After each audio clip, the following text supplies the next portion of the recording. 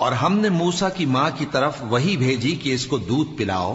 پھر جب تم کو اس کے بارے میں کچھ خوف پیدا ہو تو اسے دریا میں ڈال دینا، اور نہ تو خوف کرنا اور نہ رنج کرنا،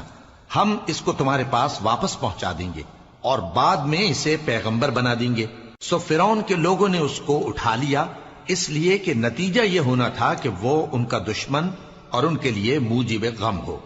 بے شک فرعون اور حامان اور ان کے لشکر غلطی پر تھے، اور فرعون کی بیوی نے کہا کہ یہ میری اور تمہاری دونوں کی آنکھوں کی ٹھنڈک ہے، اس کو قتل نہ کرنا، شاید یہ ہمیں فائدہ پہنچائے یا ہم اسے بیٹا بنا لیں، اور وہ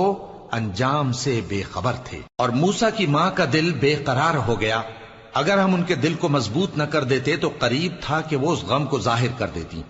ہم چاہتے تھے کہ وہ مومنوں میں رہیں، اور والدہ موسیٰ نے اس کی بہن سے کہا کہ اس کے پیچھے پیچھے چلی جا، تو وہ اسے دور سے دیکھتی رہی، اور ان لوگوں کو کچھ خبر نہ تھی۔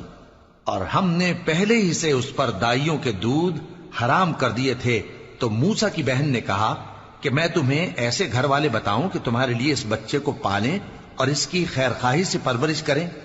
سو ہم نے اس طریق سے ان کو ان کی ماں کے پاس واپس پہنچا دیا تاکہ ان کی آنکھیں ٹھنڈی ہوں اور وہ غم نہ کھائیں،